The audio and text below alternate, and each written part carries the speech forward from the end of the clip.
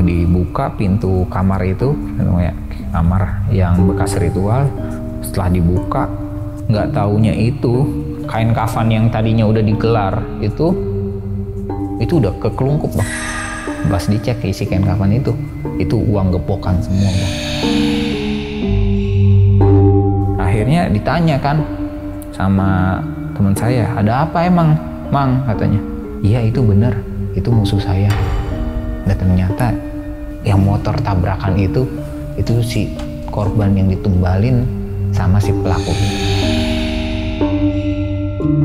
Menurut pengakuan teman saya ya, pada saat dia ngobrol sama kuncennya itu, ternyata yang datang ke situ bukan orang-orang sembarangan juga bang.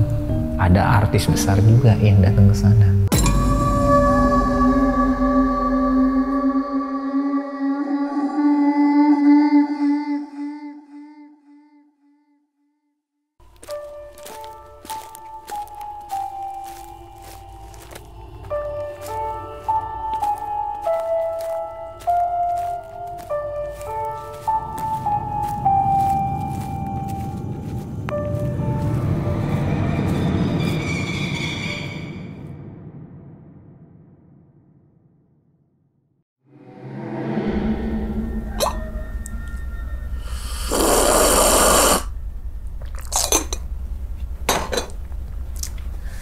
Assalamualaikum warahmatullahi wabarakatuh. Kembali lagi bersama gue Sumar Adi Wijaya atau biasa dipanggil Umang dalam segmen Ngopi Horor. Ya teman-teman semua, pada video kali ini atau pada kesempatan kali ini lagi dan lagi gue tidak akan membawakan sebuah cerita dan namun menghadirkan narasumber yang tentunya mempunyai pengalaman mistis ataupun pengalaman yang horornya nih. Nah, di samping gue nih udah ada Bang Dwi. Waduh, Abang kabar? Ketemu lagi nih. Iya, kabar bang. Baik dong Bang. Abang gimana kabarnya? Alhamdulillah baik bang. Baik ya? Baik, Alhamdulillah. Bang. Salam untuk teman-teman dan juga keluarga di rumah nih. Baik. Bang Dwi ya kan. Nah, sebelum Bang Dwi ini menceritakan pengalamannya ke teman-teman semua, kami ngucapin terima kasih banyak nih Bang Dwi. Sama-sama bang. Karena udah jauh-jauh dari Bekasi gitu kan, menyempatkan waktunya hadir di sini untuk pembagian pengalamannya ke teman-teman semua ya kan.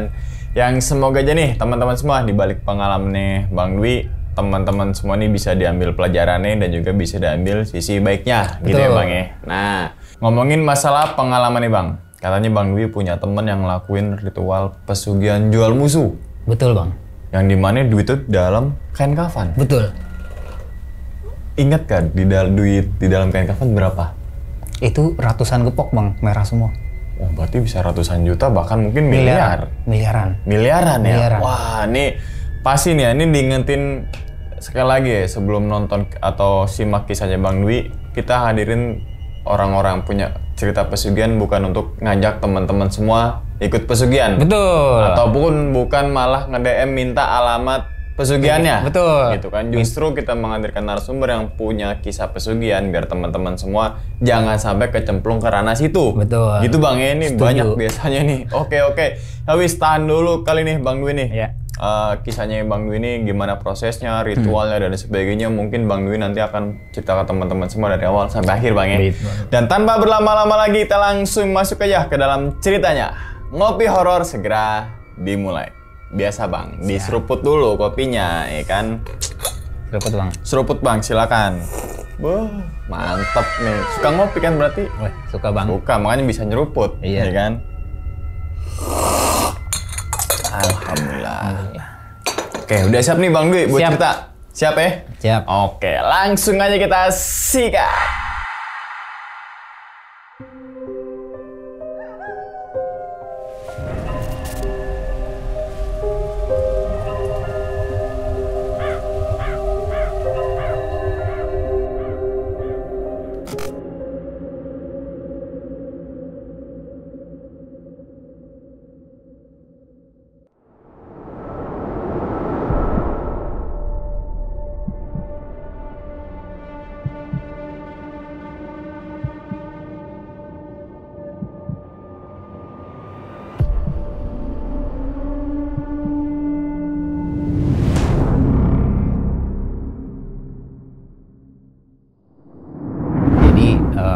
Cerita ini berawal memang dari teman saya sih bang. Jadi kemarin tuh bulan April ya, saya kebetulan lagi ada proyek kerjaan lah di Bandung. Terus sambil saya ngerjain proyek tuh suka ngobrol lah saya sama karyawan-karyawan situ gitu. Jadi di dekat tempat proyek saya, di tempat tinggal itu ada security lah, kita sering ngobrol. Nah, security ini namanya Asukma. Jadi karena dia satu frekuensi lah sama saya, jadi kita ngobrolin tentang yang horor-horor lah gitu. Nah, akhirnya dia buka cerita ke saya, itu dia ceritain bahwa dia pernah pengalaman juga nih. Pernah pengalaman mengantarkan pelaku pesugihan. Cerita ini sebenarnya dari tahun 2019, Bang. Jadi pada saat ini si Asukma ini dulu masih bekerja sebagai supir. Terus dia kebetulan lagi vakum lah, lagi tidak bekerja ya. Terus dia punya paman tuh di daerah Purwakarta gitu. Nah, si Sukma ini mainlah ke rumah pamannya ini, nginep gitu. Pada saat dia nginep itu memang si pamannya ini latar belakangnya itu orang yang bisa lah spiritual. Jadi di kampungnya itu salah satu sesepuh gitu yang biasa digunakan jasanya untuk kegiatan spiritual. Nah, pada akhirnya di satu malam itu si pamannya ini didatangi sama pelaku yang dia mau melakukan pesugihan gitu. Jadi si pelaku ini memang berasal dari daerah Banten, salah satu daerah di Banten. Dia datang tuh karena rekomendasi dari saudaranya yang ada di kampung tersebut. Si pelaku ini datang terus menanyakan lah ke si pamannya Sukma ini. Kebetulan Sukma juga lagi ada di sana. Jadi menanyakan bahwa selama ini dia usaha itu ya gitu-gitu aja, Bang. Usaha di pasar ya nggak ada kemajuan lah, bahkan cenderung kadang naik turun, bahkan kadang jatuh, bangun. Jualan apa itu, Bang? Dagang biasa, Bang. Dagang di pasar. Si pelaku ini nanyain awalnya ke si pamannya Sukma ini, dia bilang, saya niat mau melakukan pesugihan, kalau bisa, kalau boleh dibantu. Tetapi karena memang si pamannya Sukma ini dia nggak pernah dan tidak mau sebenarnya melakukan hal ritual seperti itu, dia menolak gitu pamannya. Dan pamannya ini tetapi karena melihat dari raut muka si pelaku ini yang sudah hilang keputusasaan, terus juga dia ngasih tahu bahwa dia punya hutang yang cukup banyak gitu dengan rentenir, akhirnya pamannya merasa iba lah. Terus akhirnya pamannya merekomendasikan, ada kata pamannya, Sukma ini ada pesugihan di salah satu kota di daerah Jawa Barat, di selatan lah, selatan Jawa Barat. Tapi pesugihan ini memang nggak sembarangan orang tahu, itu beda sama pesugihan-pesugihan lain. Karena pesugihan ini ternyata yang dijadikan tumbalnya itu adalah musuhnya si pelaku, Bang. Jadi biasanya kan pesugihan itu menumbalkan orang-orang terdekat ya, orang-orang keluarga yang kita sayangi lah. Tapi ini malah yang dimusuhi oleh si pelaku pesugihan ini bisa dijadikan tumbal. Akhirnya si pelaku ini senang banget nih, karena tadi sebelumnya pada saat dia datang ke rumah pamannya Sukma ini, dia ini udah menyiapin tumbal sebenarnya gitu. Jadi karena udah keputusasaan ya, akhirnya mereka sepakat lah menentukan waktu, jadwal untuk persiapan menuju tempat pesugihan tersebut gitu. Akhirnya si pelaku ini pulang dulu, balik lagi ke rumahnya. Akhirnya sampai jadwal waktu yang udah ditentukan, mereka siap-siap tuh, karena pesugihan ini berada di luar kota ya. Jadi mereka sama-sama berangkat dari daerah Purwakarta. Pada saat itu di satu hari mereka udah siapin semuanya, mulai dari transportasi. Jadi karena si Sukma ini teman saya, dia udah ikut obrolan tersebut, akhirnya mau nggak mau dia ikut ya, Bang. menemani pelaku ini beserta pamannya untuk berangkat gitu. Jadi karena si Sukma ini juga bisa nyetir, ya udah akhirnya pamannya bilang, Sukma coba sewa, nanti saya sewain mobil, kamu yang nyetir. Nanti kalau ketemu si Kuncennya yang akan menjelaskan semuanya. Disiapin aja nanti kebutuhannya. Karena misalkan harus beli apa nanti disediain. Ya mereka berangkatlah itu.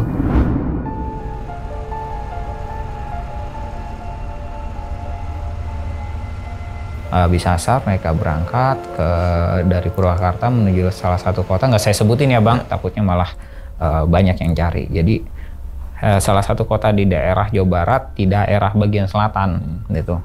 Nyampe kota tersebut gitu, itu untuk ke arah rumah Kuncennya itu masih jauh lagi ternyata Bang, kurang lebih hampir 45 menit sampai 1 jam, karena pelosok banget nih rumah si desa tempat tinggal Kuncennya ini. Akhirnya mereka sampailah di rumah Kuncen itu. Ternyata memang Kuncen ini bukan seperti kuncen-kuncen pesugihan atau kuncen-kuncen spiritual yang lain. Jadi memang jarang yang datang ke situ gitu. Kalau orang awam itu jarang gitu. Jadi memang hanya segelintir orang yang sudah tahu, itu hanya sebatas rekomendasi dari mulut ke mulut gitu. Akhirnya begitu sampai rumah Kuncennya itu kurang lebih udah malam ya, sekitar jam 8-an. Mereka bertiga ini akhirnya ngobrol dulu nih sama Kuncen. Nah ternyata Kuncennya ini perempuan, udah sepuh gitu, yang memang punya sudah kenal dengan si pamannya teman saya ini. Nah si Kuncennya ini akhirnya ngasih tahu nih syarat-syaratnya. Jadi standar lah katanya, syarat-syaratnya itu menyan, terus kembang-kembang yang harus dibeli, terus juga ada lagi yang harus disiapkan oleh si pelaku ini, yaitu seekor kambing gitu. Nah, seekor kambing ini jenisnya itu harus sesuai dengan tumbal yang akan dipersembahkan gitu, karena si pelaku ini dia sudah tahu gitu. Akhirnya dia tanyakanlah ke si Kuncen ini. Dan ternyata memang si Kuncen ini sebenarnya udah bisa nyiapin Bang apa-apa aja yang mau digunakan untuk ritual. Nah akhirnya setelah si pelaku ini menyerahkan sejumlah uang mahar untuk kambing tersebut, mereka istirahatlah dulu. Karena ternyata ritual itu harus dilakukannya keesokan harinya gitu. Jadi akhirnya mereka ngobrol-ngobrol dulu lah sama si Kuncen ini. Ngobrol terus bagaimana nanti ritualnya dijelasin tuh semua detail sama si Kuncen. Mulai nanti ternyata memang ritualnya itu bukan di rumah si Kuncen itu, tetapi mereka harus berjalan lagi sampai ke pantai. Dari pantai itu masih harus nyebrang ke satu pulau. Nah pulau ini memang letaknya di selatannya Jawa Barat. Nah pulau terpencil ini memang nggak semua orang bisa ke sana. Karena pulau ini lokasinya memang tidak berpenghuni ya, dan pulaunya itu mungkin luasannya mungkin 3 kali 4 kali cuma lapangan bola lah katanya. Jadi memang hutan-hutan doang itu di pulau itu. Terus di situ ada gua itu gak besar gitu, hanya cukup mungkin 1-2 orang yang bisa masuk, tapi lumayan agak dalam Bang. Mungkin sekitar 30 meter lah ke dalam itu guanya. Nah, si pelaku itu harus melakukan ritualnya di sana. Jadi banyak memang orang yang udah datang ke sana juga, tapi nggak semuanya berhasil. Jadi memang hanya orang-orang tertentu aja yang bisa berhasil, karena ujiannya itu katanya lumayan banyak. Si Kuncen ini udah ngasih tahu nih, nanti pada saat udah dimasuk ke dalam pulau tersebut dan melakukan tirakat, kalau didatangi sosok apapun, mau itu kuntilanak, genderuwo, nggak usah takut katanya. Terus mau didatengin kayak ular ataupun hewan-hewan yang lain, itu nggak perlu takut. Tunggu sampai nanti ada sosok yang terakhir dikasih tahu, dijelasin tuh Bang. Sosok itu nanti tinggi besar, setengah badannya ke atas itu manusia, tapi dari mulai perut ke bawah itu buaya. Nah, pada saat itu barulah nanti kamu minta apapun yang kamu inginkan, hajatkan untuk kasih tahu ke dia. Nanti sampaikan aja keinginan kamu gitu. Apapun katanya. Karena masing-masing orang kan punya kepentingan masing-masing. Akhirnya si pelaku ini memang karena niatnya ingin harta gitu, ingin sejumlah uang, ya nanti disampaikan aja ke sana.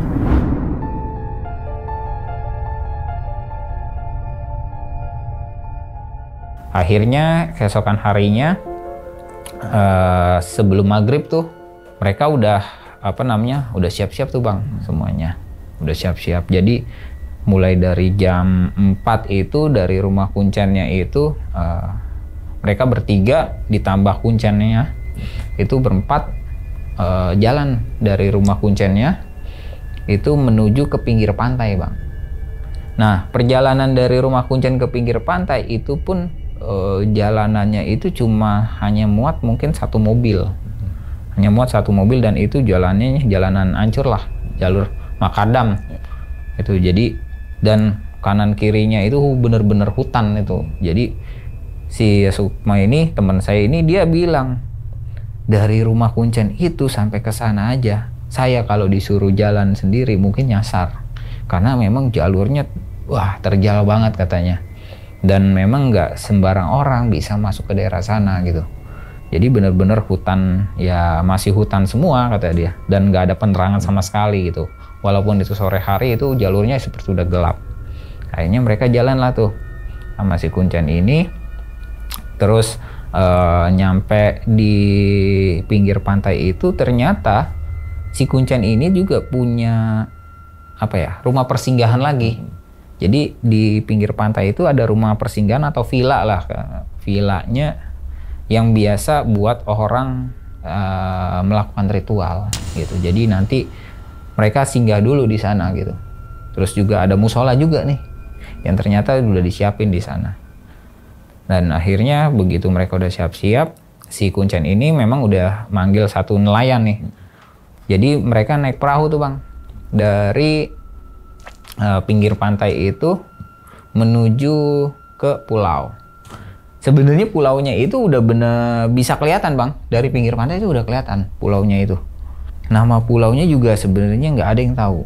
Jadi emang itu pulau memang dirahasiakan lah ya sama si kuncen tersebut. Jadi pulau tersebut memang hanya bisa diakses oleh orang-orang tertentu, nggak sembarang orang gitu. Nah, di pulau tersebut mereka nyampe itu kurang lebih udah maghrib lah. Maghrib, akhirnya si kuncen itu ngasih tahu ke si pelaku ini. Nanti kalau udah di dalam itu mulainya nanti setelah Isya ya. Jadi tirakat, dia harus melakukan ritual itu mulai dari setelah Isya sampai menjelang subuh di dalam itu. Akhirnya si kuncen itu bilang, nanti kamu sendiri masuk, nggak boleh ditemenin sama siapa-siapa. Yang nemenin ini si teman saya nih, Sukma sama pamannya, akhirnya nunggu di luar Bang. Jadi mereka gelar tikar di luar. Pada saat udah Isya, si pelaku ini masuk sendirian dengan membawa segala macam sesembahan lah ya buat si jinnya itu. Nah, si kuncennya ini sama nelayannya balik lagi. Dia menuju ke pantai lagi, mereka balik lagi. Nah, si teman saya nih, Sukma sama pamannya nunggu di luar nih. Selama nunggu di luar itu katanya, suasananya beda banget gitu. Pantai pulaunya itu benar-benar beda karena kedengar suara itu sampai kayak angin muter tuh Bang. Jadi ada angin gitu. Mulai dari jam 10 malam ke atas itu banyak angin tuh, sering muter di sekitar situ. Jadi muter aja tuh angin, muter di sekitar dekat pintu gua katanya. Pelaku ini pada saat dia masuk, dia nemuin semuanya Bang. Pada saat dia melakukan ritual itu. Jadi pertama kali yang muncul kata si pelaku ini, Pertama itu mulai dari sosok kuntilanak, ketawa kata dia. Jadi dia duduk di dalam gua itu dengan lampu penerangan seadanya ya. Itu pada saat itu cuma bawa satu lilin kecil aja, terus sama sesembahan itu dia lihat tuh ada sosok kuntilanak. Cuma dia ingat apa kata kuncennya, nggak boleh kabur. Ngedengar sosok itu nggak boleh kabur. Terus udah hilang kuntilanak, sosok kuntilanaknya. Datang lagi sosok genderuwo yang gede, tinggi, berbulu, nyamperin dia. Persis jaraknya itu ya mungkin cuma beda 1-2 meter doang nih Bang sama dia pada saat dia duduk. Itu benar-benar di depan dia katanya. Cuma dia masih inget lagi dengan omongan kuncen. Nggak boleh takut, nggak boleh takut. Udah hilang tuh Bang. Selang mungkin setengah jam lebih lah itu sosok hilang. Diem lagi, suara itu banyak, rame kayak di dalam, rame banget tuh di dalam gua. Akhirnya datanglah kayak ular Bang, gede, ngelingkerin dia Bang, gede banget itu katanya ularnya, ngelingkerin dia, ularnya itu gede, ngelingkerin si pelaku nih, ngelingkerin, terus dia lihat bagaimana suara desisnya ular itu, mungkin kayak mau makan ya, mau makan dia itu, tapi dia ingat lagi nih, si pelaku ingat lagi apa kata si kuncen bahwa nggak boleh kabur sama sekali. Banyak, menurut kuncen itu banyak pelaku-pelaku pesugihan yang sebelumnya itu datang dan juga banyak yang gagal karena pada saat ketemu sosok itu mereka nggak kuat lari Bang keluar. Nah begitu dia lari keluar udah gagal. Akhirnya si pelaku ini tetap dia tetap bertahan walaupun dengan goncangan gangguannya begitu dahsyat, dia tetap bertahan sampai akhirnya itu kata dia begitu udah mau jam 2:30 datanglah nih sosok terakhir Bang yang ditunggu-tunggu. Itu datang sosok gede tinggi kata dia mungkin 3 meter lebih ya. Itu badannya bener seperti apa yang disampaikan dari kuncen itu, badan ke atas, dari perut ke atas itu manusia, tapi dari perut ke bawah itu berbentuk seperti buaya. Nah, nama sosok ini itu Ki Boyo Suro. Nah, si Ki Boyo Suro ini pada saat pertama kali muncul dia nanya ke si pelaku ini, kamu mau apa? Datang ke sini. Akhirnya si pelaku nyampein lah bahwa keinginan dia datang ke sana adalah minta ke harta kekayaan. Terus si Ki Boyo Suronya nanya lagi, terus imbalan buat saya apa katanya. Akhirnya jelaskanlah sama si pelaku bahwa dia udah menyiapkan satu korban, yaitu musuhnya dia untuk dijadikan sesembahan atau tumbal. Akhirnya diterimalah sama Ki Boyo Suro ini katanya, dan si pelaku ini disuruh balik ke temu kuncen lagi. Nanti segala sesuatunya akan disampaikan oleh si kuncen katanya. Ya udah tuh. Akhirnya si pelaku ini setelah ketemu dengan sosok itu Bang, dia keluar dari gua. Itu kurang lebih sekitar jam 4 lewat, hampir menjelang subuh. Udah mau dekat subuh.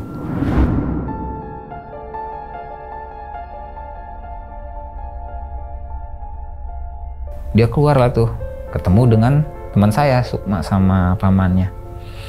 Akhirnya tanya-tanya dulu lah sambil nungguin perahu nelayan ini jemput lagi kan, karena perahu nelayan ini jemputnya itu jam 6 ternyata. Akhirnya ya udah dia beres-beres, apa yang itu dibawa lagi gitu, yang perlu dibawa. Terus si teman saya juga beres-beres sambil cerita, tanyain ketemunya apa aja di dalam. Wah banyak katanya. Memang nggak sembarang untuk melakukan ritual ini. Semuanya ada kata dia. Mau suara, mau kuntilanak, mau genderuwo, mau ular kata dia, ada semua di dalam gitu. Nah disitulah akhirnya terakhir sosok itu ketemu katanya. Ya udah nanti katanya cerita lagi setelah udah nyampe villa katanya. Akhirnya mereka dijemput sama nelayan. Nah mereka balik lagi lah ke villa yang di pinggir pantai itu. Ternyata di situ udah ditungguin sama kuncennya.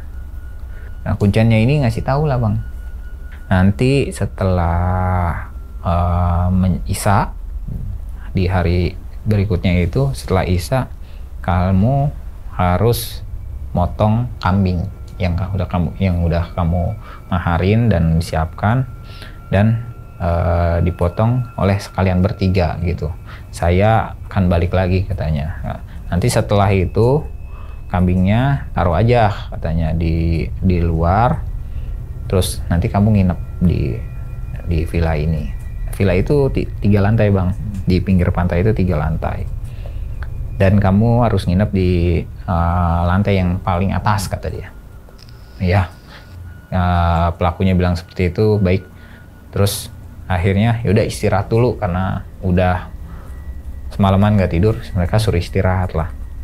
Nah sampai dengan pas mau maghrib udah siap-siap tuh bang, siap-siap lagi si Sukma sama pamannya itu nemenin pelakunya ini, mereka siap-siap lagi buat melakukan ritual gitu. Nah pemotongan kambing ini juga nggak sembarang ternyata. Jadi pemotongan kambing ini, yang leher kambing ini harus si pelaku sendiri bang, nggak boleh orang lain, harus si pelaku sendiri, dan dipotongnya itu di pinggir pantai. Jadi harus kena sama air laut, tuh darahnya harus kena di air laut gitu. Dan akhirnya sampai waktunya tiba, siap-siap si pelaku ini. Nah ada satu kejadian aneh bang, pada saat sebelum motong kambing ini. Itu kan air laut itu kan kalau malam itu kan agak naik ya, agak pasang ya, agak pasang. Dan biasanya memang kalau air laut ini kalau misalkan pasang itu terus kalau udah nyampe pinggir pantai akan agak berbuih ya, berbuih-buih gitu kan, buih. Tapi ini nggak beda. Pada saat kejadian memotong, timbul gelembung udara seperti air mendidih di laut itu bang, yang di pinggir pantai. Nah terus si pelaku ini ngelihat sosok gaib, laki-laki sama perempuan berpakaian kerajaan. Jadi sosok ini datang untuk melihat proses itu. Nah pada saat proses itu si Sukma kan megangin kakinya kambing tuh, dia megangin, terus si pamannya megangin badan sama megangin tanduk kok. Nah yang motong goloknya udah disiapin.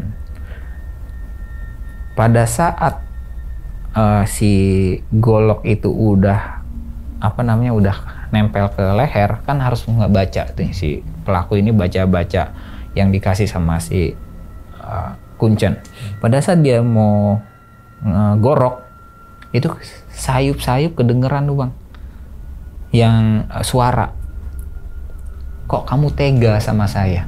Itu yang ngedenger bukan cuma si pelaku, tapi si pamannya Sukma sama teman saya si Sukma itu ngedenger semua. 3 orang itu ngedenger semua. Dan pada saat motong itu benar-benar disaksikan sama si sosok gaib ini, yang akhirnya si pelaku ini setelah ngegorok itu kambing itu udah harus habis bang, tumpah ke air laut tersebut. Dan begitu udah selesai, kambing itu kan dipinggirin dulu tuh, karena nanti mau dikasih ke si kuncen gitu, dipinggirin dulu. Setelah itu selesai, si sosok ini yang berdiri persis di atas laut ya, di atas air laut itu, yang di bawahnya ada gelembung-gelembung itu, akhirnya pergi lagi bang. Nah ternyata mereka ini kan cuma menyaksikan aja bahwa proses itu udah dilakukan. Setelah selesai, akhirnya karena si pelaku ini harus menginap di villa itu, jadi villanya itu lumayan besar lah ya buat ukuran rumah, tapi 3 lantai. Dan si pelaku itu harus tidur di kamar yang di lantai 3, nggak boleh di bawah ataupun lantai 2, katanya harus lantai 3. Ya si teman gue nih Sukma nggak mau dia ikut-ikutan katanya sama pamannya. Saya mendingan di musola aja tidur katanya. Saya mending tidur di musola. Akhirnya tidurlah di musola. Nah, si pelaku ini tidur di lantai 3.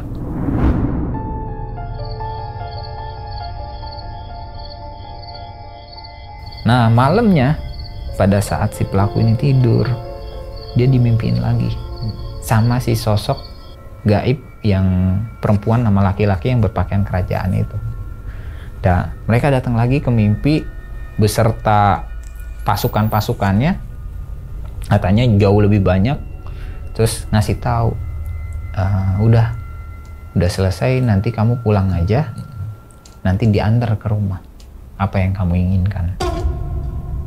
Ya udah, besok paginya mereka bertiga ini balik bang ke rumah si Kuncen, terus ngasih tahu apa aja yang sudah dilakukan. Terus Kuncennya juga ngasih tahu ada satu hal lagi, katanya ada satu ritual lagi yang harus kamu lakukan. Ngomong ke si pelaku seperti itu, kamu harus sampai rumah, dari sini harus pulang langsung ke rumah, nggak boleh mampir kemana lagi, dan harus melakukan satu ritual lagi di rumah. Saya sudah siapin ini kain kafan sama kembang-kembang dan segala macam, dan ini bacaannya silahkan dibaca, harus dilakukan oleh si pelaku ini. Akhirnya setelah berpamitan ya bang, jadi si pelaku ini sama teman saya dan juga pamannya ya pamitan lah sama si Kuncen. Mereka balik langsung ke rumahnya si pelaku di daerah Banten. Kan perjalanannya lumayan jauh tuh dari arah selatan, mungkin sekitar 4-5 jam lah. Begitu nyampe rumah pelaku itu udah hampir mau maghrib pada saat itu. Mereka masih nyantai dulu karena ternyata kan memang harus dilakukan itu ritualnya setelah Isya kan. Terus begitu udah Isya, si pelaku ini sudah menyiapkan satu kamar khusus. Jadi kamar itu harus kosong, nggak boleh ditempatin siapa-siapa. Jadi kamar khusus untuk ritual tersebut. Dan kamar itu juga nggak boleh ada penerangan, hanya penerangannya lilin aja. Nah di dalam itu si pelaku, ini kan pelaku sebenarnya nggak berani nih bang. Jadi dia setiap kali melakukan ritual pada saat di rumahnya ini juga dia minta temenin terus nih sama si teman saya sama pamannya, karena dia takut ada kenapa-napa kan. Ya udah akhirnya teman saya sama pamannya cuma sebatas nemenin aja melihat pelaku itu melakukan ritual. Jadi di dalam kamar itu setelah digelapkan barulah digelar kain kafan bang. Mungkin panjangnya 2 meter lah ya, itu kain kafannya sekitar 2 meter, digelar aja bang. Jadi kain kafan itu digelar, terus di tengahnya itu ditaburin bunga 7 rupa, sama ditaruh kemenyan sekitar situ. Terus si pelaku ini membacalah bacaan yang sudah dikasih tahu sama Kuncen. Pelaku ini ternyata pada saat dia ngebaca, dia tuh udah ngerasa suasana dalam ruangan ini kayak bukan suasana di rumahnya dia gitu. Kayak anginnya tuh beda gitu. Dan ternyata yang merasakan juga bukan cuma si pelaku, si teman saya juga sama si pamannya juga ngerasa ini dalam kamar kecil, tapi kok banyak angin. Jadi kayak angin laut gitu bang. Angin laut berada di dalam kamar itu gitu. Ini kayak ada di pinggir pantai ini katanya. Tapi terus aja. Akhirnya setelah selesai melakukan ritual itu, si pelaku sama teman saya itu keluar sama pamannya. Bertiga mereka keluar, terus mereka tutup, mereka kunci tuh kamarnya. Karena proses ritualnya sudah selesai semua, teman saya sama pamannya juga ngerasa, wah udah selesai nih, kita jangan kelamaan gitu. Kita harus balik lagi katanya. Karena kan lumayan jauh bang, dari Banten ke Purwakarta untuk balik lagi kan lumayan butuh waktu ya kata dia. Nanti takutnya kemalaman atau di jalan gitu kan. Ya udah akhirnya mereka inisiatif lah sama bilang sama pelaku bahwa mau pamit dulu. Nanti kalau ada apa-apa kabarin aja katanya, telepon aja. Oh ya udah kata pelakunya tuh. Nanti kalau udah ada sesuatu saya akan telepon ya. Ya udah pamit lah mereka berdua. Mereka pamit, terus masuk ke dalam mobil. Dari rumah pelaku itu mereka langsung ngarah pulang.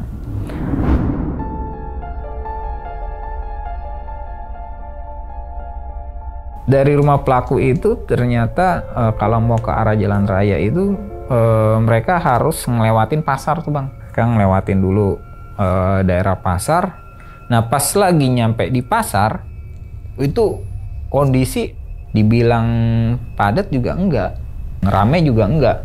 Tiba-tiba lagi mereka ngelewatin pasar itu ada satu motor dari arah dari arah belakangnya dia gitu. Terus ada truk dari depan nabrak bang. Jadi motor ini kayak nyalip nih bang, dari belakangnya mobil teman saya nyalip, di depannya ada truk lumayan gede lah kata dia, kayak Fuso gitu, nyalip. Si motor ini oleng atau kenapa kelindes bang, nabrak. Kejadiannya persis disaksiin sama si teman saya Sukma sama pamannya. Pas dilihat, waduh ada tabrakan kata dia. Nah kok langsung rame tuh bang, karena kondisinya itu nggak terlalu macet ya. Jadi pas ngelewatin, si Sukma sempat ngeliat tuh kondisinya, wah itu motornya udah hancur. Terus kondisi si pelaku ini, si motor ini yang bawa motor itu udah berada di dalam kolong truk, dan truknya itu udah posisinya berhenti. Terus udah langsung ditutupin bang pakai koran. Pas akhirnya begitu dia lewat, dia tuh nggak ada feeling apa-apa nih si Sukma. Baru lewat 5 menit tuh dari tempat kejadian tabrakan, ditelepon lah sama si pelaku pesugihan bang. Pelaku pesugihan telepon pamannya Sukma, dia bilang balik lagi katanya, balik lagi ke rumah saya. Ada suara seperti benda jatuh di dalam kamar. Waduh, yaudah. Akhirnya mereka putar balik tuh bang. Mereka putar balik, balik lagi, jalan ke rumah si pelaku pesugihan ini. Begitu nyampe, si pelaku pesugihan ini nggak berani masuk ternyata ke dalam kamar tersebut, gitu. Jadi dia benar-benar takutan lah. Takutnya ada apa-apa ya kan di dalam. Minta ditemenin terus. Akhirnya coba masuk pelan-pelan aja gitu. Akhirnya mereka bertiga tuh masuk bang. Mereka bertiga masuk, dibuka pintu kamar itu, kamar yang bekas ritual. Setelah dibuka, terus dinyalain lampu. Nggak taunya itu kain kafan yang tadinya udah digelar itu udah kekelungkup bang. Tadinya digelar kan tuh udah tertelungkup kain kafannya. Terus itu kain kafan tertelungkup, apaan itu? Udah akhirnya dicek, dan ternyata pas dicek isi kain kafan itu uang gepokan semua bang. Uang 100 ribuan itu bergepok-gepok ya, itu ada di dalam situ. Dan pada saat itu si Sukma sempat merhatiin nih teman saya, dia lihat, wah ini sih bukan puluhan gepok lagi, ini udah ratusan gepok kata dia, udah banyak banget. Jadi kayak ngebentuk gitu loh, ngebentuk kayak pocong tapi isinya uang semua. Nah pada saat itu kaget kan semuanya, pada kaget. Itu uang belum ada yang berani ngapa-ngapain tuh bang, megang aja si pelaku belum berani gitu kan.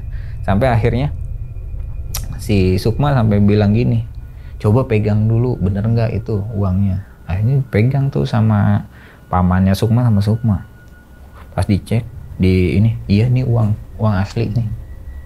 Yaudah akhirnya ditaruh, didiemin dulu. Terus mereka kan juga nggak berani nih pelaku, mereka keluar kamar. Terus akhirnya si pelaku bilang, tadi kejadiannya itu nggak lama, mungkin sekitar 20-30 menit lah setelah kalian pergi, bunyi tuh seperti benda jatuh besar banget katanya suaranya. Akhirnya pamannya teman saya cerita, tadi saya tuh sekitar 20 menit itu saya baru nyampe pasar katanya. Nah terus ada ini di pasar tuh langsung kita ngelihat ada tabrakan motor sama truk. Hah, ada tabrakan? Iya, tuh meninggal di tempat langsung yang tabrakan katanya. Korbannya meninggal di tempat. Terus motornya dikasih tahu lah bang, ini ciri-ciri motornya kayak gini. Nah si pelaku ini langsung kayak kaget bang, kaget dia nggak pakai banyak ngomong lagi, dia ambil kunci motor, dia pergi keluar. Selang sekitar 15 menit nih pelaku datang lagi. Terus akhirnya ditanya kan sama teman saya, ada apa emang Mang, katanya. Enggak, saya tadi ke pasar katanya ngelihat yang ini korban kecelakaan. Iya itu benar, itu musuh saya. Dan ternyata yang motor tabrakan itu si korban yang ditumbalin sama si pelaku ini. Dan akhirnya dia kan juga kaget ya bang, kaget si pelaku ini juga. Terus bingung tuh, pada saat itu dia bilang sama ke paman teman saya, abah mau dibeliin apa sama saya? Enggak, nanti aja. Kalau mau ngasih jadi si pamannya teman saya ini, si abah udah dikasih tahu sama si Kuncen, kalau nanti si pelaku pesugihan ini ngasih sesuatu, jangan pernah lebih dari 1 juta. Kalau ngasih ke kamu itu buat imbalan, jangan pernah lebih dari 1 juta, walau 1 peser pun, karena nanti kasihan ke kamu, bahaya. Jadi pelaku ini malah jatuhnya kalau ngasih berlebihan, malah imbasnya nanti ke paman saya sama ke teman saya. Ya udah akhirnya dikasihlah uang tuh bang, 1 juta. Udah uang itu katanya yang penting buat bayar mobil nih, sewa, terus sama gantiin bensin dan lain sebagainya. Terus dikasih lah jatahnya si pamannya teman saya 1 juta. Itu pun bagi 2 bang sama teman saya, 500. Karena pamannya juga nggak berani gitu, karena udah dikasih tahu sama si Kuncennya, pokoknya jangan lebih dari 1 juta katanya. Ya udah, nanti kalau misalkan udah habis saya transfer lagi, kata si pelaku gitu. Ya udah akhirnya mereka pamit pulang tuh bang, teman saya sama pamannya pamit pulang. Mereka pamit pulang, nanti apa via telepon aja katanya, kita ngobrol atau apa via telepon. Iya. Pelaku ini antara kaget, seneng ngedapetin uang segitu banyak, cuma dia juga bimbang ini nanti gimana ke depannya kan. Udah, terus akhirnya begitu nyampe teman saya pulang, di sepanjang perjalanan itu pamannya nyeritain, itulah namanya manusia gitu, nanti nggak akan ada habisnya setelah ini, kata pamannya. Nanti juga ada lagi nih yang ditumbalin sama dia, musuh-musuh, supaya terus dia mendapatkan kekayaan. Ya itulah namanya serakahan katanya. Ya ini jadi pembelajaran buat kamu gitu, kamu kan masih muda. Pada saat itu 2019 itu memang teman saya boleh dibilang masih 30-an, di bawah 30 lah katanya, sebelum bawah 30, dan benar-benar jadi pembelajaran banget. Teman saya juga merasa bahwa yang tadinya dia nggak percaya sama pesugihan, akhirnya dia pesugihan itu nyata gitu di depan mata dia, dan dia ngeliat langsung gitu uangnya. Ya, tapi sampai saat ini juga nggak pernah terbesit sedikit pun tuh untuk dia melakukan hal itu.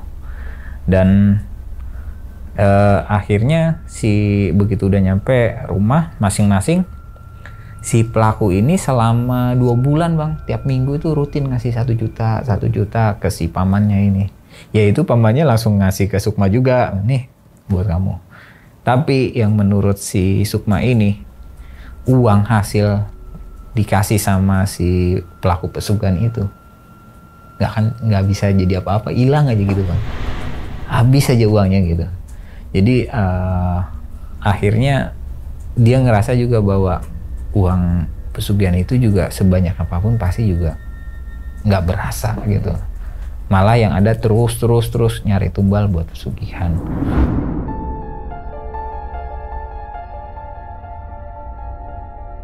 Nah setelah 2 bulan akhirnya si pelaku pesugihan ini hilang kontak tuh sama pamannya, bener-bener hilang kontak, dan nggak tahu sama sekali itu kontaknya kemana, sama sekali nggak bisa dikontak. Jadi selama 2 bulan udah hilang aja kan. Jadi itulah akhirnya. Nah ada satu hal sih yang menurut pengakuan teman saya ini, Jadi ternyata villa yang ditinggali sama musola itu ternyata itu juga dibangun oleh orang atau pelaku-pelaku pesugihan yang pernah datang ke sana, Bang. Dan itu menurut pengakuan teman saya ya, pada saat dia ngobrol sama kuncennya itu, ternyata yang datang ke situ bukan orang-orang sembarangan juga, Bang. Ada artis besar juga yang datang ke sana. Karena si kuncennya itu ngasih ngeliat fotonya langsung. Nih, foto saya sama si artis ini. Dan itu ada foto sama si artisnya, sama keluarga si artisnya. Jadi sering datang. Dan yang ngebangunin itu si villa itu katanya sama musola, yaitu si artisnya. Tapi si teman saya nggak berani nanya tujuan mereka datang ke situ apa, buat pesugihan kah, apa buat apa namanya popularitas. Karena ternyata memang si apa namanya Kiboyo Suro itu dia nggak cuma bisa ngasih harta kekayaan, bisa popularitas segala macem dan lain sebagainya gitu. Terus juga sosok Kiboyo Suro ini memang apa ya, boleh dibilang raja jin kali ya, kalau boleh saya bilang raja jin yang mendiami di satu pulau, di Raja Siluman lah, yang ada di satu pulau situ yang ada di laut, di sekitar laut selatan gitu. Pada saat teman saya cerita ke saya pun sebenarnya itu dia juga apa ya, agak ragu tuh, Bang. Dia cerita ke saya secara detail, dia cerita ke saya dia agak ragu karena dia ngerasa pada saat cerita itu kayak ketahan, terus kayak tiba-tiba ada kayak sosok gaib yang nyamperin. Jadi pas saya tanya kenapa, kayak ada yang datang deh. Terus dia cerita ke saya kan pada saat itu, oh iya. Terus jadi yang datang itu kayak sosok putri dari Laut Selatan. Nanyain, kenapa kamu ceritain ini, ya kan? Ini kan nggak boleh sembarangan ceritain. Akhirnya saya bantulah si Sukma ini juga supaya nggak apa-apa lah. Gue jagain kalau misalkan ada kenapa-napa efek dari lo cerita seperti ini gitu. Karena memang nggak semua orang tahu, dan ini memang hanya kalangan-kalangan tertentu. Hanya artis pejabat juga ada katanya yang datang ke sana. Jadi banyak hal yang datang ke sana itu nggak cuma untuk sebatas kekayaan aja. Gitu, Bang. Oke, diminum dulu silakan, Bang Dwi. Siap. Kopinya. Waduh. Thank you, Bang. Ya. Lagi-lagi pesugihan lagi ya kan? Iya, Bang. Pesugihan, wah, sugi bahasa Jawa ya kan? Iya. Itu kayak kalau Sugi yang Rawung, Bang Sugi. Beda lagi tuh ya kan, berarti Bang Sugi. Bang Sugi tuh orang yang punya kekayaan ilmu dan pengetahuan, ya kan gitu ya. Oke, balik lagi ke pesugihan nih. Yang kalau kita baca-baca atau mungkin dengar-dengar cerita horor kan, atau mungkin teman-teman semua baca di artikel secara nggak sengaja, ada namanya pesugihan tanpa tumbal, ya kan? Banyak kan tuh jenisnya tuh. Yang tadi tuh pesugihan jual musuh, pesugihan apa lagi ya? Ritual seks. Iya, ritual seks. Terus pesugihan air mani. Pesugihan apalah kan banyak tuh, turun-turunannya gitu kan. Sebenarnya kan tanda tanya gini, orang hidup tuh untuk apa sih kan gitu kan? Betul. Untuk ngejar kekayaan. Betul.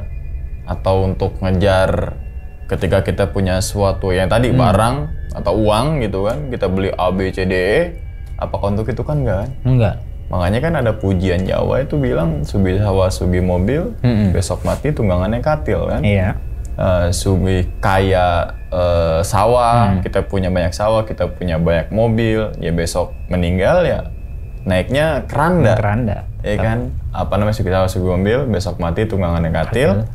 Harta benda orang intil, si ngintil amal secuil, kan gitu kan? Kekayaan ini nggak akan ikut gitu kan ya? Betul. Yang diinin ya amal sekecil doang gitu kan ya. Oke. Nah, balik lagi nih. Oke. Ini sekali lagi disclaimer. oleh nggak bisa bahasa Inggris. Disclaimer bahwasanya ini kisah, sekali lagi ini video, bukan untuk temen-temen untuk ngelakuin hal yang sama. Betul. Bukan bermaksud untuk teman-teman semua ikut terjerumus dalam hal seperti itu. Betul. Gitu kan nih. Kalau misalkan, kan tanda-tanyanya gini, apakah pesugihan itu ada atau enggak? Iya. Ada juga yang beberapa orang yang bilang, dulu tetangga saya, dulu ini saya ngelakuin ini gitu kan. Ada juga yang bilang enggak. Dan misalkan pesugihan itu ada, kenapa koruptor itu enggak mau ikut pesugihan aja biar nggak ngerugin negara? Iya. Iya. Iya. Iya Itu kan? dia pesugihan versi nyata kan? Versi elit. Versi Gitu kan ya. Iya, bener juga sih ya. Ya tumbalnya itu aja tuh keluarga dia tuh yang rakus serakah ya kan. Oke. Nah terus juga kebanyakan yang orang ikut pesugihan itu ternyata kan orang yang putus asa kan. Betul. Putus asa atas usahanya, putus asa dengan kondisi hidupnya, Betul. putus asa dengan apa yang dia jalani kan. Betul. Gitu kan. Ketika putus asa mentok, gue bingung nyari kemana ya kan. Dia pengennya, mungkin keinginannya wah tinggi, tapi dia nggak bisa untuk yang tadi di jualan itu pengennya rame gitu kan ya. Alhasil dengan cara instan. Dengan ya cara kan? instan. Pesugihan. Waduh, kekayaan dengan tumbal jual musuh. Oke, berarti yang musuhnya itu pesaing dia atau gimana?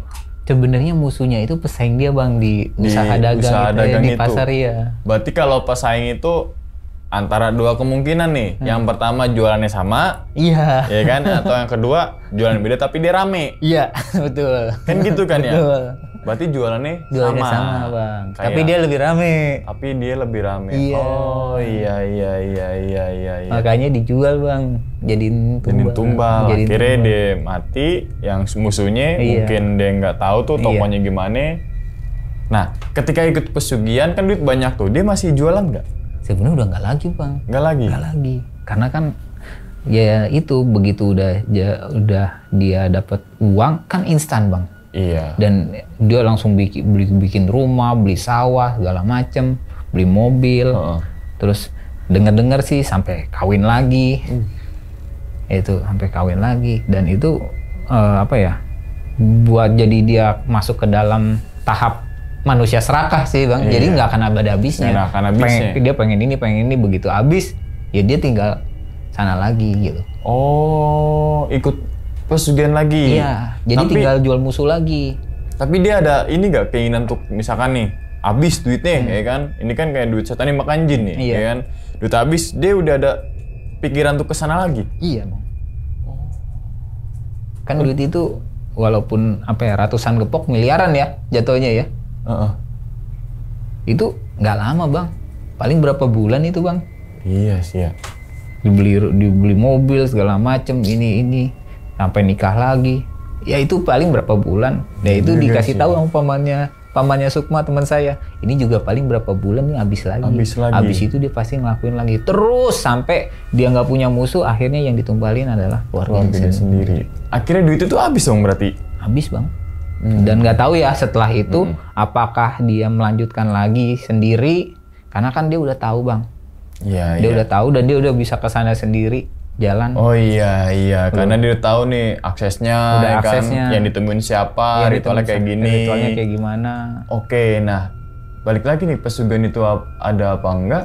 Misalkan ada, kenapa dukun itu nggak ngelakuin pesugihan? Iya dong. Iya betul bang. Kan gitu ya logikanya, dia bisa memperkaya orang nih. Kenapa nggak dia aja nih yang kaya nih? Kan kebanyakan kan dukun-dukun itu kalau didengar cita-cita itu rumahnya di pelosok. Betul. Ya kan? Pakaiannya sederhana, gubuk dan lain sebagainya. Berarti kan di situ ada something ya kan? Apa dia sebenarnya dia udah tahu akibatnya makanya dia. Ya bisa jadi. Karena dia udah tahu akibatnya bang, jadi dia sebenarnya orang pinter bang. Oh, gue udah tahu akibatnya, yang datang itu yang goblok. Oh iya. Yang datang itu yang goblok. Iya. Karena dia udah tahu akibatnya bang, akibatnya bakal gimana gitu. Oh iya. Karena kan jadi sebenarnya gini, pada saat si temen gua nyeritain ini bang, terus sempet dipublish juga. Si pamannya teman gua ini langsung ditelepon bang sama Kuncen. Buat? Ditelepon sama Kuncen yang pesugihan itu. Telepon terus si Kuncennya bilang, itu kenapa ceritanya diceritain ke semua orang? ini kan nggak boleh sembarangan, hanya segelintir orang yang tahu, nanti semua orang tahu katanya, dan banyak yang datang. Ya akhirnya karena si Sukma ini juga udah izin ke pamannya untuk buat diceritain, akhirnya dia ceritain, dan itu pun atas persetujuan dengan pamannya juga, karena pamannya kan memang orang spiritual juga, jadi dia paham gitu. Kalau misalkan akhirnya pamannya juga ngejawab, ya memang ini udah harus waktunya diceritain supaya orang nggak terus kejerumus ke arah sana gitu. Itu ya. Jadi mau sampai kapan gitu kan? Karena si jin itu, si siluman itu kan memang dia nggak pernah menawarkan ya bang. Memang dia boleh dibilang ya, akhirnya saya mempelajari bahwa si Ki Boyo Suro ini dia nggak pernah menawarkan, mempromosikan untuk pesugihan, tapi manusia itu yang datang, dan manusia itu yang menyesatkan dirinya sendiri gitu kan. Manusia yang goblok ya. Iya kan, bukan dan putus asa kan. Iya kan, pesugihannya nggak diiklanin bang gitu, pesugihan. Jadi manusia itu akan tertarik sendiri dengan keputusasaannya, terus akhirnya mendatangi area Laut Selatan dan meminta segala sesuatu yang sebenarnya dia udah dikasih tahu efeknya nanti akan seperti apa. Terus gitu. Jadi kan pesugihan itu ada bahasa kalau di Laut Selatan, kalau misalkan dilakukan misalkan oleh saya, contoh saya melakukan pesugihan, pada saat saya mendapat harta kekayaan, terus anak cucu saya nggak melanjutkan, itu kan akan putus langsung bang, dan harta saya akan habis. Anak cucu saya pasti belangsak. Jadi harus dilanjutin terus tuh bang kalau di selatan tuh. Jadi anak cucu harus ngelanjutin terus. Berarti kalau udah kejerumus itu nggak bisa lepas dong? Nggak bisa. Wah, kan tolol jadinya kan? Tolol. Terus juga ada bahasa juga dari beberapa orang kan ya, yang namanya pesugihan itu kan sebenarnya kita ngambil harta rezeki kita ya? Anak cucu kita bang. Jadi 7 turunan ke bawah itu bisa keambil. Dan mereka bisa belangsak kalau mereka nggak ngelanjutin. Berarti kayak kasbon duluan nih ya? Iya kan? Kasbon duluan, ditarik duluan bang. Gitu. Tapi di saat mereka anak cucu kita nggak ngelakuin lagi, nggak meneruskan ritual, mereka akan habis-habisan bang.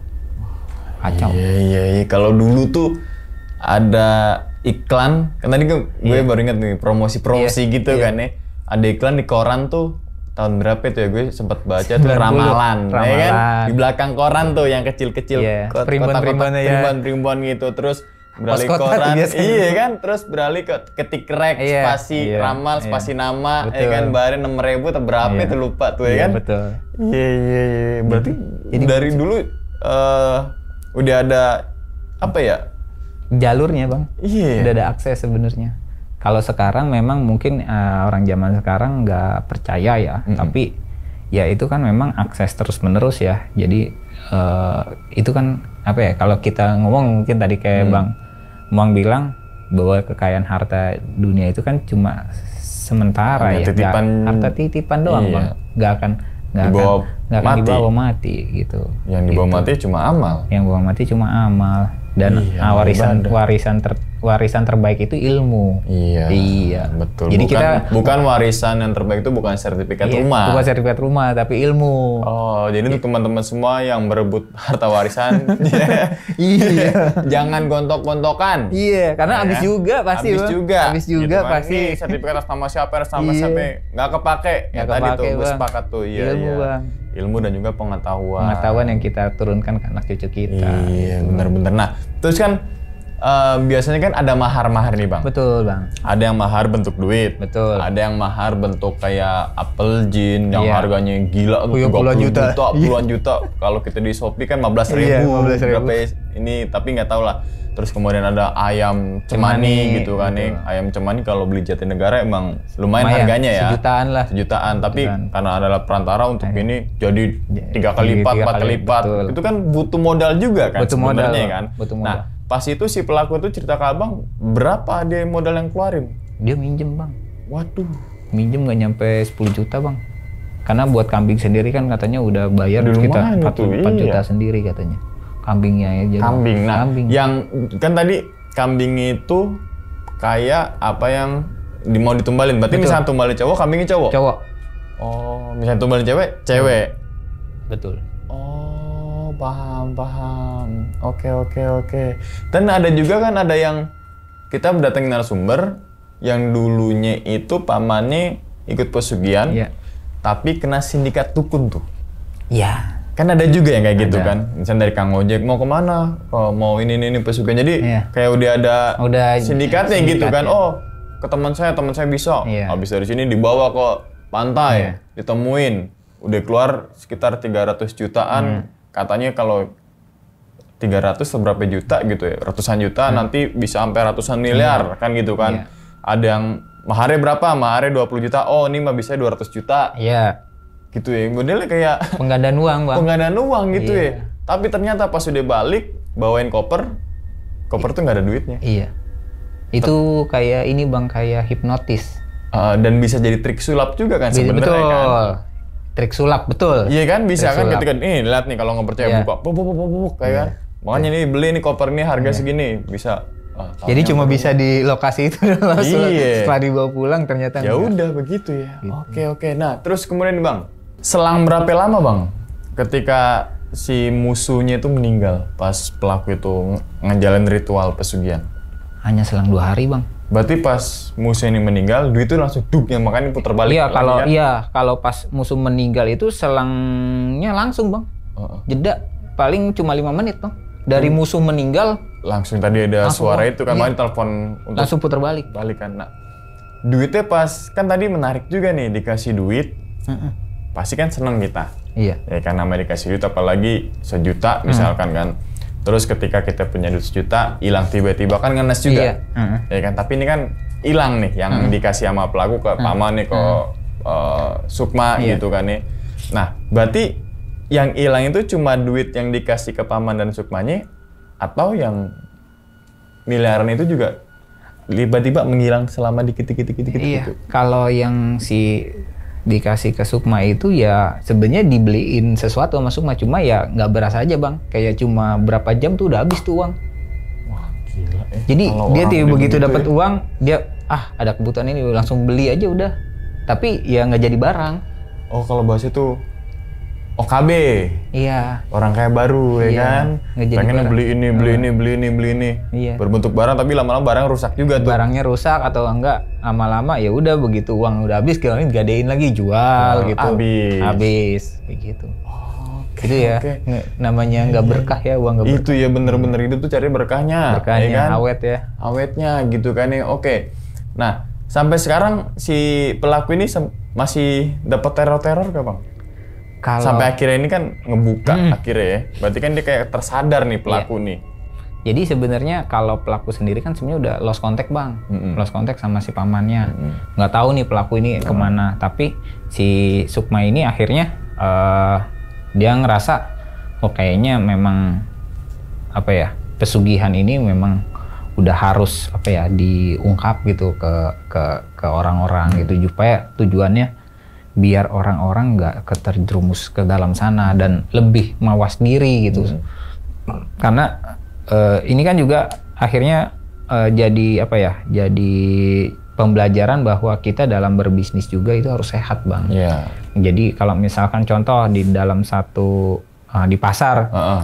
udah ada yang jualan ayam, misalkan contoh udah ada yang jualan ayam, tiba-tiba Bang Umang masuk jualan ayam juga yang sama nih deketan nih kan, itu kan jadi satu hal yang nggak etis ya, Bang. Iya, apalagi Jadi, harganya diturunin. iya, buat harganya harga pasar. turunin dari harga ini lebih murah kan, buat orang sakit hati juga kan bisa berimbas ke kita juga. Bisa-bisa si apa namanya pedagang itu dia ke Iya. Kuncen sana numbalin Bang. Oh, iya. Iya kan, hal itu jadi pembelajaran lah buat kita juga, Bang, sebagai manusia juga. Kalau misalkan di satu tempat kita jangan seenaknya juga dalam berusaha, itu harus sehat lah, Iya, secara sehat. Kalau misalkan udah ada yang jualan, ya kita jualan yang lain. Dan misalnya mau jualan sama agak jauh. Betul. Iya, takutnya itu kan sih. Kita nggak akan pernah tahu ya, kan. jualan sehat misalkan yang di situ kita pura-pura jadi pembeli, oh ternyata barangnya begini, kita lebih barangnya lebih fresh Ya, lagi lebih misalkan fresh lagi. kan. Tapi jualan sebelahan beda 2 meter ya kan. Nah itulah, Iya. kita kan nggak akan pernah tahu orang akan bersikap seperti apa, Bang. Itu juga Iya, sih pembelajaran. sama aja kayak yang dua tuh minimarket tuh sambil Iya. coba itu kan bagian marketing juga sebenarnya tuh. Ya kan trik betul. marketing Trik kan. marketing. Tapi kalau kayak gitu ya juga sih, makanya ada warung-warung sembako tuh Iya. biasanya Dia di jalan jauh, deh, jauh. agak jauh-jauhan Iya. tuh. Minimal berapa ratus meter. Iya. Bahkan pernah ngalamin teman sendiri, dia buka ruko yang bukan jualan sembako, Iya. jualan sayur, sebelahnya itu sembako. Dia sampai cekcok sama adalah Iya. salah satu suku ya. Iya. Di ini yang biasa kita beli rokok gitu. Dia cekcok karena terlalu deket nih. Karena terlalu dekat. Gitu kan. Biasanya nggak lama tuh bang habis itu.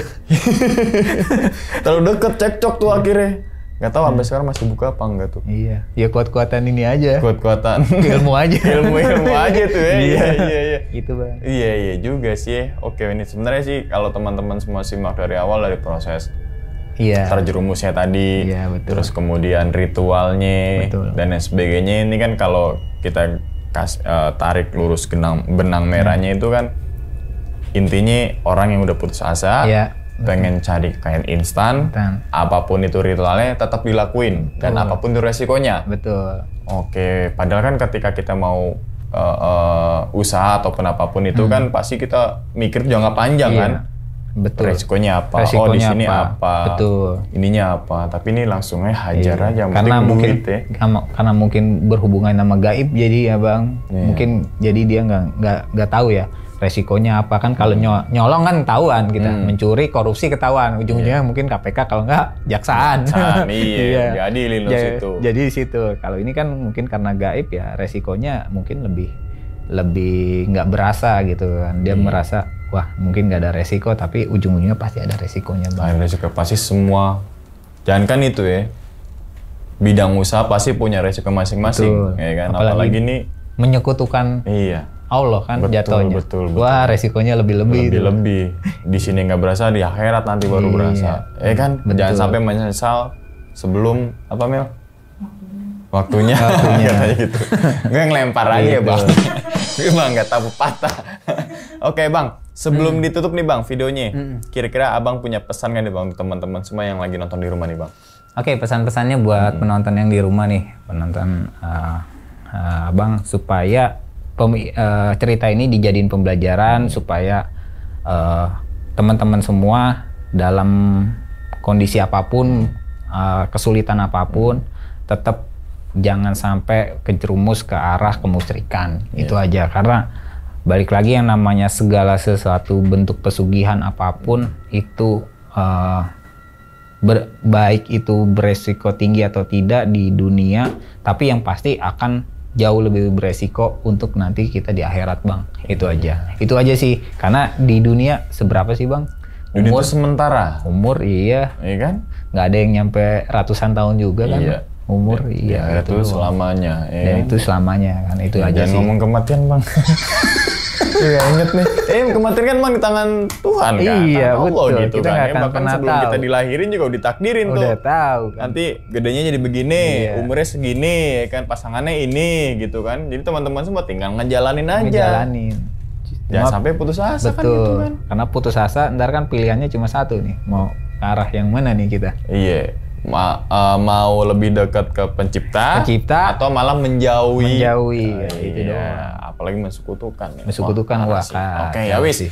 Kita doakan semoga Bang Dwi ini sehat selalu Bang. Sama-sama Bang. Panjang umur Amin, gitu kan ya. sama-sama. Begitupun juga dengan teman-teman semua yang lagi nonton di rumah nih. Oke, dan ingat ya teman-teman semua, cerita dari Bang Dwi ini bukan untuk nakut-nakutin teman-teman semua ketika menjalani sebuah kehidupan ataupun yang lainnya. Tapi ambillah sisi positifnya dan buang sisi buruknya. Sekian dulu pada video kali ini dan nantikan video-video gue berikutnya. Hal gaib itu muncul ketika sugesti kita buruk. Wassalamualaikum warahmatullahi wabarakatuh. Selamat beristirahat. Bang, thank you banget Bang Dwi. Terima kasih, Bang. Alhamdulillah. Bungkus.